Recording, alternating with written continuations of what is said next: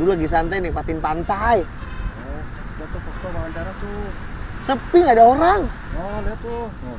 Tuh, banyak. Ya udah nanti aja. Sekarang Gendong. Alah.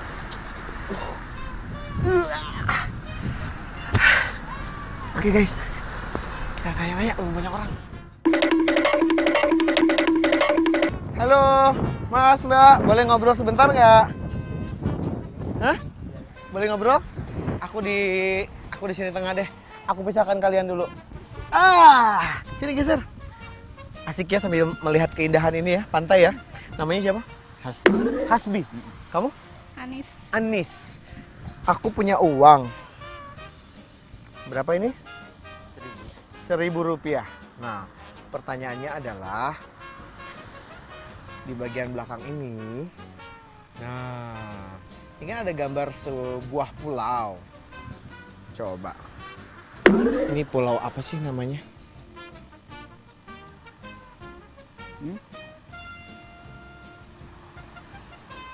Nggak. Hah? Kira-kira? Nggak tahu. Nggak tahu? Heeh. Coba, kira-kira apa nih, lihat. Eits. Apa nih? Di mana? Nggak tahu. Di hatinya.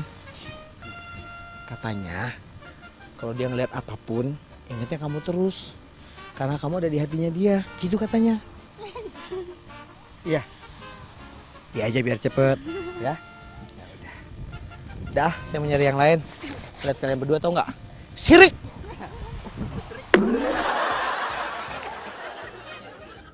Namanya siapa? Dewi. Dewi. Dewi asli dari mana? Asli Lombok. Dari Lombok. Dewi, aku punya uang berapa nih? 1.000. 1.000 atau 1.000 rupiah ya. Nah, di belakangnya ini ada gambar sebuah pulau. Tahu nggak sih kira-kira pulau apa namanya? Nggak tahu. Pulau apa? Nggak tahu.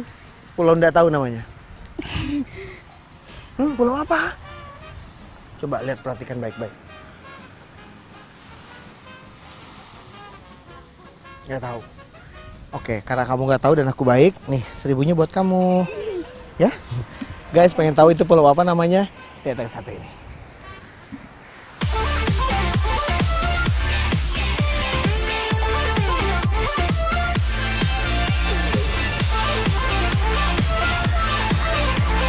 Tahu nggak sih?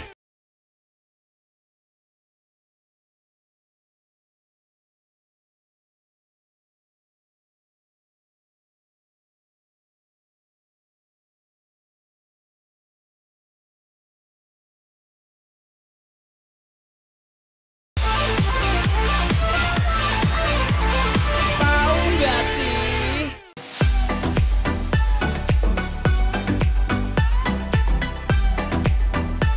Ada yang kepo jawabannya yang bener apa? Silahkan Pak Sahril.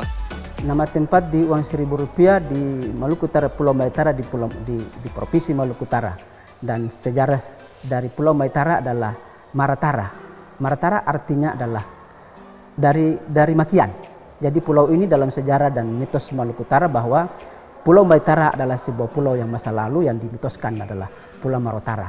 Maratara itu adalah artinya dari Makian pulaunya dari sisi sejarah. Nah, oleh karena itu Pulau Maitara antara Ternate dan Tidore yang disebut uang dalam 1.000 rupiah itu adalah Pulau Maitara yang pada masa lalu memiliki mitosnya bahwa pulau itu dari Makian. Nah, saya kira seperti itu. Guys, Pulau Maitara dipilih bukan hanya karena memiliki panorama yang indah, namun juga kuat dengan latar belakang historisnya. Tempat pertama kali bangsa Portugis menginjakan kaki di Indonesia, guys. Selain itu, pulau ini juga merupakan batas antara Kesultanan Ternate dan Kesultanan Tidore. Oh iya guys, kalau kalian mau foto persis dengan gambar di uang 1.000 ini, kalian harus ke Pantai Vitu. Kalau udah foto narsis, boleh dong di tag Instagram Tahu Nggak Si 7 ya. Hahaha. Gak jauh dari Pantai Vitu, ada tempat yang instagramable dan lagi hits-hitsnya di kalangan anak Jamanau di Ternate guys. Tada, ini loh kebun cengkeh Gambesi.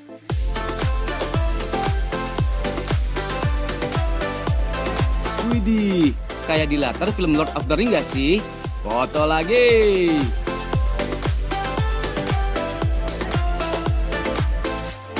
For your info nih guys, awalnya tempat ini merupakan kebun cengkeh yang luas dan masih berbuah. Tak disangka, justru setelah kebun cengkehnya mati dan kering, tempat ini malahan jadi ngehits kayak gini nih. Bahkan banyak pasangan muda-mudi Ternate yang melakukan foto prewedding di tempat ini loh. Kalau kamu mau priwet sama aku di mana? Iya. Mau ke sini? Tenang, tempatnya nggak terlalu jauh kok. Hanya 30 menit aja dari pusat kota Ternate.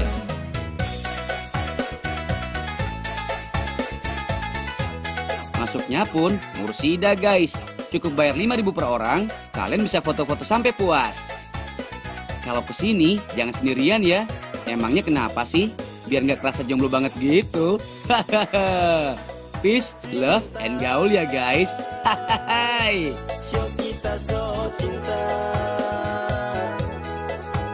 Udah deh, daripada mikirin yang enggak, yuk ngopi aja guys. Nih, kenalin guys, kopi rempah asli Ternate. Kopinya dicampur rempah-rempah guys, seperti cengkeh, biji pala, dan kayu manis. Kopi yang digunakan jenis kopi robusta ya guys, karena rasanya lebih kuat dan kandungan kafeinnya lebih banyak daripada jenis kopi yang lain. Selain itu, kopi jenis ini dinilai paling cocok aromanya jika digabungkan dengan rempah-rempah guys. Giling rempah-rempahnya ya guys. Eits, tangkai cengkehnya ikut digiling ya guys, supaya minyak atsiri dari cengkeh dapat menyatu dengan bubuk cengkehnya. Selain itu bisa mempercepat proses penggilingan dan tentunya bisa menghasilkan aroma yang berbeda di kopinya nanti. Oh iya guys, menggilingnya harus satu-satu ya, nggak boleh dicampur semua, karena nanti bisa mengubah rasa kopinya.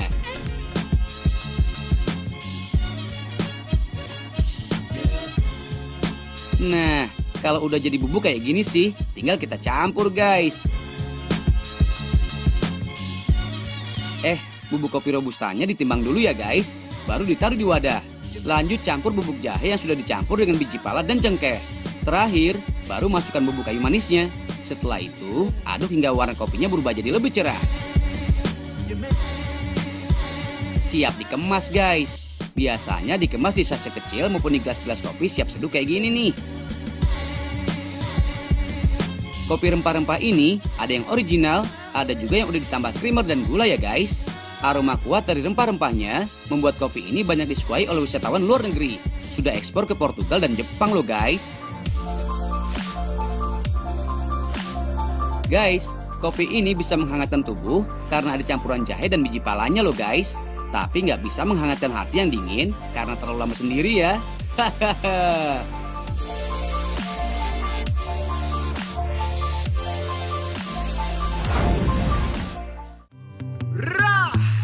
Come to one girl conquer alongside Chrissa.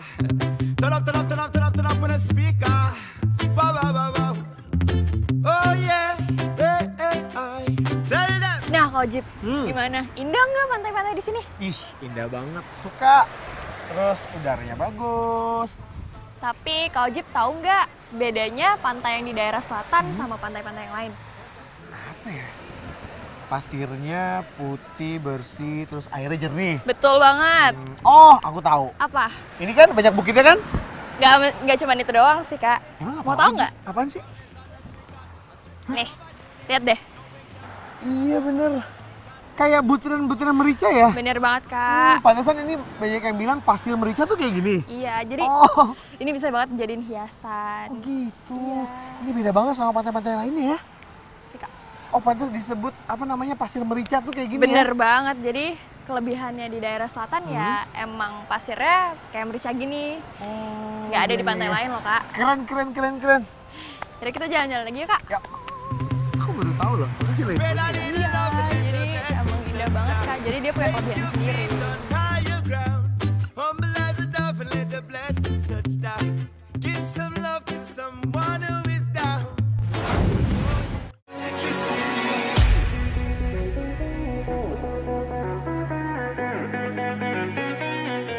geser ke sini guys. Ada yang indah nih, tapi bukan kenangan indah bersamanya ya.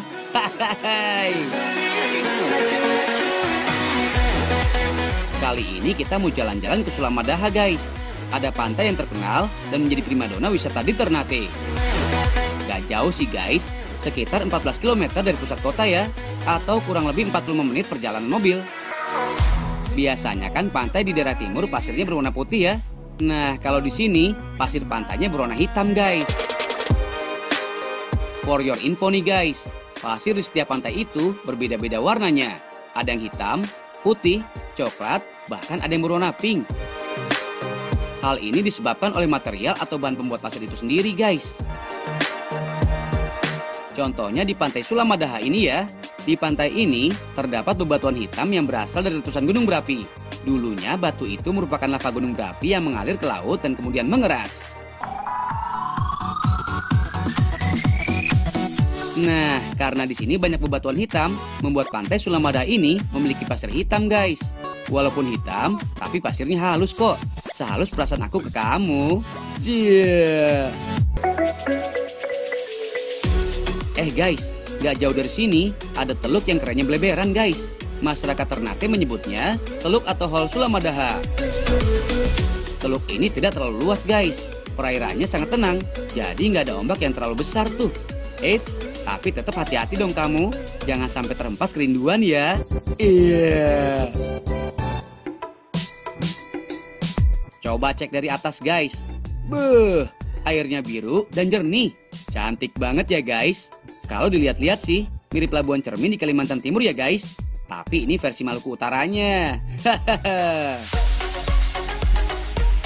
Nggak heran, teluk ini juga jadi spot snorkeling maupun diving guys.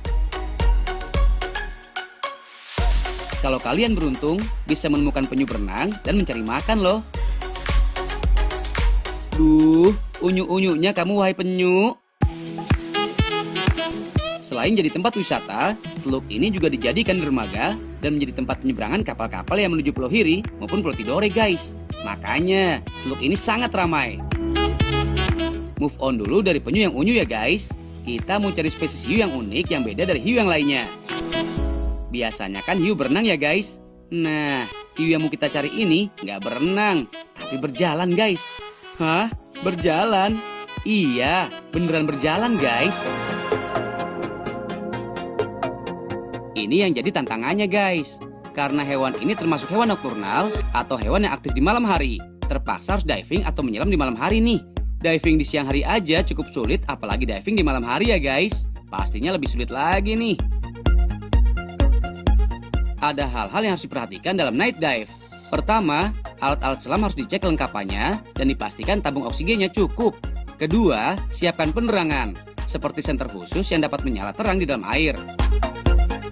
Kalau udah oke, baru kita mulai menyelam. Oh iya, jangan menyelam sendirian ya guys, soalnya berbahaya. Apalagi kalau yang statusnya sendirian melulu, bisa-bisa jadi jomblo ngenes tuh. Hahaha. Bercanda ya guys. Lanjut ketiga, ikuti instruksi dari master dive yang sudah berpengalaman dan pahami kode atau simbolnya ya. Karena suasananya gelap, biasanya simbol atau kodenya menggunakan senter. Caranya dengan menggerakkan senter ke kiri kanan ataupun gerakan memutar. Terakhir, menyelamlah di perairan yang tidak terlalu dalam ya, agar lebih mudah untuk naik ke atas apabila terjadi hal-hal yang tidak diinginkan. Widih, ternyata gini nih sensasi night dive. Keren ya guys. Walaupun gelap, tapi masih banyak ikan-ikan yang keluar di malam hari. Tapi yang kita cari belum ketemu-ketemu nih. Halo hiu berjalan, di manakah kau berada? Jangan malu-malu gitu dong kamu. Apaan tuh yang di balik karang? Hore, akhirnya ketemu juga sama hiu berjalannya nih. Walking shark merupakan spesies hiu bambu yang ditemukan di Indonesia. Di dunia, spesies hiu ini ada 9 dan salah satunya ada di Indonesia. Tepatnya berada di Raja Ampat, Papua dan di Maluku Utara. Kalau di Papua, jenisnya Hemicillium galei. Nah, kalau di pantai Fala Jawa ini, Hemicillium halmahera atau masyarakat Ternate menyebutnya dengan gurangohaga. Walaupun berbeda, tapi tetap keduanya sama-sama menggunakan strip pektoral untuk berjalan di bawah laut. Tuh lihat, lucu kan guys hiunya pada saat berjalan? Yang menjadi ciri khas ikan ini adalah corak bintik-bintik berwarna kegelapan dan memenuhi kulit ini. Sekilas sih, kayak coraknya macan tutul ya guys. Hewan ini pertama kali ditemukan oleh Dr. Gerard Allen, seorang ilmuwan biologi yang sedang melakukan penelitian di Pulau Halmahera, Maluku Utara. Banyak hidup di perairan tropis yang dangkal, sekitar 3-10 meter. Hewan ini merupakan hewan nokturnal yang bergerak aktif mencari makan pada malam hari. Biasanya makanannya berupa ikan kecil, udang, maupun kepiting kecil. Hiu ini ukurannya relatif kecil dan tidak bisa tumbuh besar seperti jenis hiu yang lain. Selain itu, dia nggak terlalu agresif kalau mencium bau darah, seperti hiu pada umumnya. Dan kabarnya nih guys, hiu jenis ini cuma ada di Maluku Utara aja guys. Jumlahnya pun nggak terlalu banyak. Makanya, sama-sama kita jaga ya, supaya nggak punah dan agar habitat hiu ini tidak rusak. Maklum guys, Indonesia terkenal sebagai negara maritim yang kaya akan potensi wisata bahari dan keindahan lautnya. Tapi ada yang tahu kenapa Indonesia disebut negara maritim? Boleh ngobrol sebentar nggak? Boleh ya, aku di tengah dong. Boleh. Asik, sini. Assalamualaikum. Waalaikumsalam. Siapa namanya? Rani. Rani, boleh merapat ke sini? Mbak Rani, maaf. Ya, Mbak Rani dan Hafid. Hafid. Asal dari mana? Dari Tangerang. Dari Tangerang, lagi liburan di sini ya. Iya. Aku mau bertanya soal, ini kan kalian lagi liburan di salah satu tempat yang memang dijagokan di Indonesia. Setuju kalau Indonesia itu indah? Setuju banget. Setuju banget ya? Nggak usah jauh-jauh ke luar negeri kan? Nah, ngomongin soal Indonesia, kenapa sih Indonesia disebut sebagai negara maritim? Tahu nggak? Karena berpulau-pulau kali. Jadi disebut maritim itu karena banyak pulaunya gitu. Iya. Kalau menurut Anda, kenapa Indonesia disebut negara maritim? Sama jawaban dia. Apa? Apa coba? Karena Indonesia terdiri dari banyak pulau. Oh gitu. Sama aja. Iya. Berarti Mbak orangnya setia ya? Oh iya dong. Setia dan juga mementingkan kebersamaan gitu ya? Iya, ngikutin imam. Ngikutin imam atau calon imam? Imam. Oh udah imam. Bulan madu ini. Sini. Apa? Lagi bulan madu. Guys, lagi bulan madu. Bikin sakit hati aja.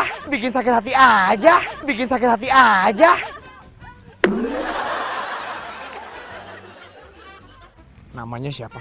Sandi. Mas Sandi. Indonesia itu kaya. Setuju? Setuju.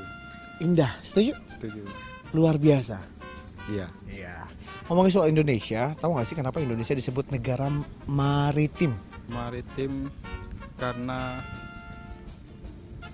banyak lautnya. Karena Banyak lautnya. banyak lautnya. Jadi disebut Indonesia sebagai negara Maritim. maritim. Karena banyak Lautnya. lautnya. Setuju? Setuju. Apakah benar jawaban Mas Sandi? Enggak. Kok nggak yakin sih? Enggak. Enggak. Salah? Salah kayaknya. Jadi yang benar apa? Apa ya? Apa dong? Apa-apanya dong?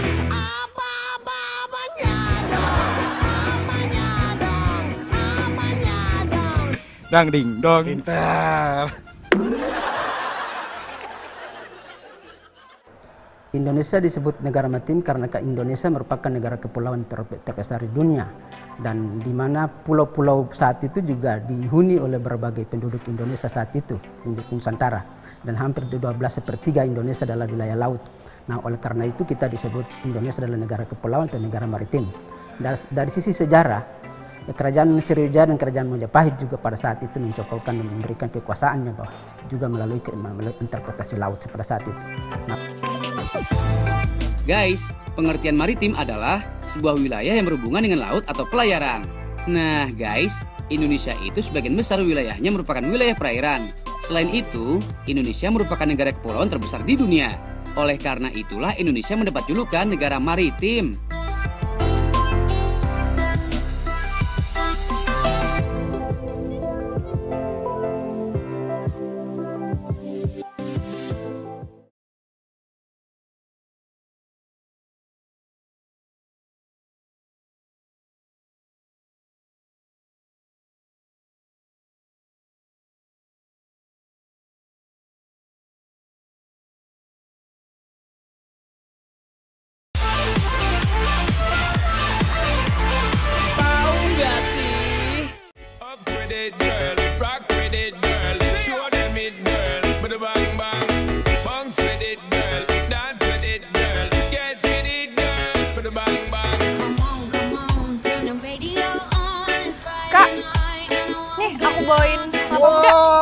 makasih Sidra. Minum dulu. Sini duduk sini. Oke. Makasih ya. Yap. Ini kelapanya seger banget kayaknya. Seger banget bang pastinya. Buruan minumnya. Habis ini kita pergi lagi. Ah, tar dulu. Pasti panas, capek. Ya lah kak, segitu doang capek. Ya, santai-santai dulu lah. Lihat, tinggal lihat. Aku udah hitam banget. Udah nggak apa-apa. Tapi kamu mau sunsetan nggak? Di mana? Di bagian utara sih. Jadi kita harus ke utara dulu. Nah, jauh lagi. Nggak usah deh. Ya kenapa? Udah, yuk kita jalan aja. Abis minum kelapa, aku tuh mau kayak leleh tuh. Setengah jam aja tidur Nggak, bentar. nggak. Kita harus langsung pergi ke sana karena ntar nggak dapet sunsetan. Ya udah aja deh. Udah ayo, sekarang banget. Sekarang Di banget. jalan abisin. Ya udah yuk. Terus banget.